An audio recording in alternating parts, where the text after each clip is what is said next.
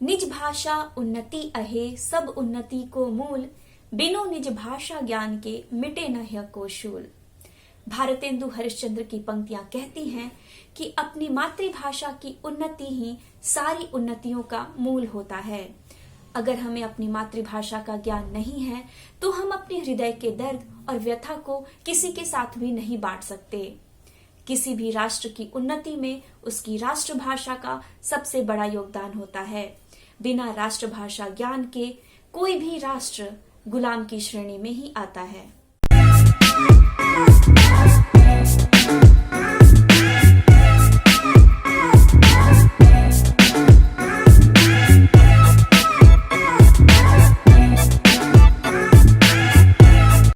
नमस्ते, मैं हूं श्वेता और स्वागत है आपका बुक नर्ड्स पर किताबों की आपकी अपनी दुनिया में। और आज हम बात करेंगे हिंदी साहित्य की 5 चुनिंदा और सर्वश्रेष्ठ किताबों के बारे में। हिंदी हमारी राष्ट्रभाषा है और अगर बात हम हिंदी साहित्य की करें तो पिछले कुछ सालों में हिंदी पढ़ने वाले लोगों की संख्या में वृद्धि हुई है। लोग अब हिंदी की किताबें पढ़ना चाहते हैं और हिंदी साहित्य में अपनी रुचि दिखा रहे हैं। हिंदी साहित्य को उसके पाठकों तक पहुंचाने का एक अत्यंत ही सराहनीय कार्य कर रहा है हिंदीनामा। अपने सोशल मीडिया प्लेटफॉर्म जैसे फेसबुक और इंस्टाग्राम के जरिए सिर्फ भारत ही नहीं बल्कि भारत के बाहर भी हिंदी साहित्य को लोकप्रिय बनाने का एक अद्भुत कार्य कर रहा है। इसके लिए हम हिंदीनामा का शुक्रिया अदा करते हैं। आज के इस वीडियो में हम बात करेंगे हिंदी की 5 सर्वश्रेष्ठ किताबों के बारे में जिन्हें हिंदी साहित्य की कालजयी रचनाएं कहा जाता है। और अगर आप हिंदी साहित्य पढ़ना चाहते हैं, हिंदी साहित्य में आपकी रुचि है, हिंदी की किताबें पढ़ना चाहते हैं और आपने अगर ये किताबें अभी तक नहीं पढ़ी हैं तो आपको ये किताबें बिल्कुल पढ़नी चाहिए। और आज हम सबसे पहले बात करेंगे फणीश्वर नाथ रेणु की लिखी किताब मैला आंचल के विषय में। मैला आंचल हिंदी की सर्वश्रेष्ठ और सशक्त आंचलिक उपन्यासों में से एक मानी जाती है। फणीश्वर नाथ रेणु ने इस किताब में बिहार के एक ग्रामीण अंचल को पृष्ठभूमि बनाकर वहां के जनजीवन का एक जीवंत चित्रण किया है। कहानी का कथानायक एक डॉक्टर है जो एक पिछड़े गांव को अपने कार्य क्षेत्र के रूप में चुनता है। जब वहां जाता है और वहां रहने लगता है तब उसे वहां की दुर्दशा, अज्ञानता, अंधविश्वास और पिछड़ेपन से उसका परिचय होता है। इस किताब की सबसे बड़ी खासियत है इसकी आंचलिकता। इसमें अंचल विशेष में बोले जाने वाले शब्दों का प्रयोग उसी तरह किया गया है जैसे स्टेशन टीशन हो गया है, डॉक्टर डॉक्टर हो गया है, सेक्रेटरी सेक्रेटरी हो गया है। अगर आपने यह किताब अभी तक नहीं पढ़ी है तो आपको बिल्कुल पढ़नी चाहिए क्योंकि जमीन से जुड़ी यह किताब उसके सौंधेपन को काफी बखूबी आपके समक्ष रखती है और साथ ही साथ वहां की परेशानियों, पिछड़ेपन को भी आपको रूबरू कराती है। और आज की दूसरी किताब है धर्मवीर भारती की गुनाहों का देवता।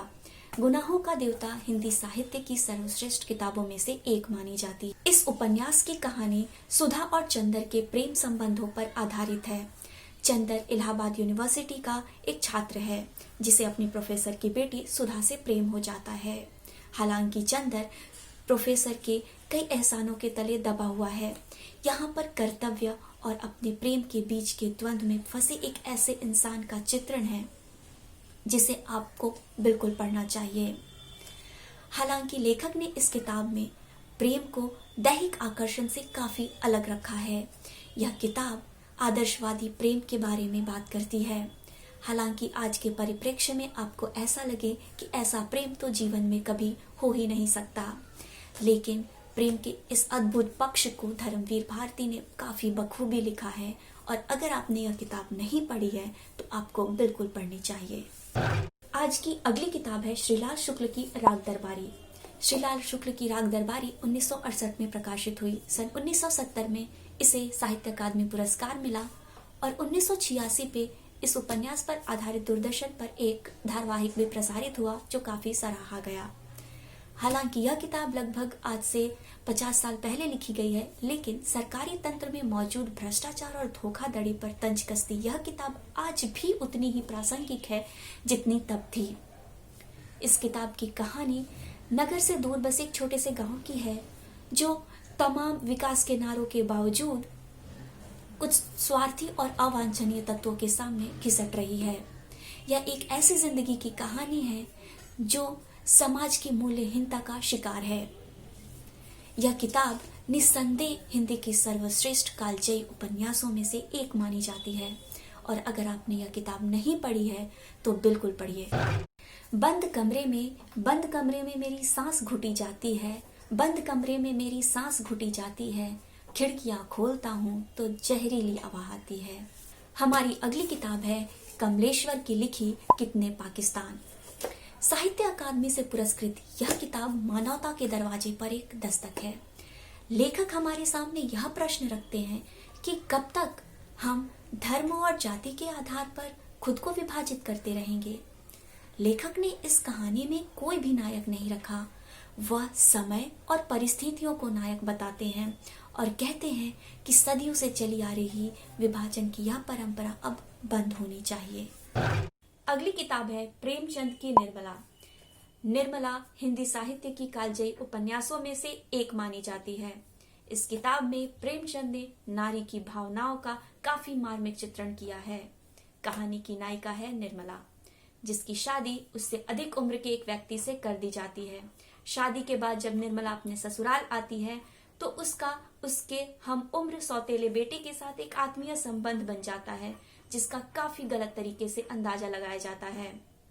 उस रिश्ते पर शक किया जाता है और फिर फलस्वरूप उस लड़के को छात्रावास पढ़ने के लिए भेज दिया जाता है और इसके बाद शुरू होता है निर्मला का चरित्र हनन और उसके कष्टों का दौर।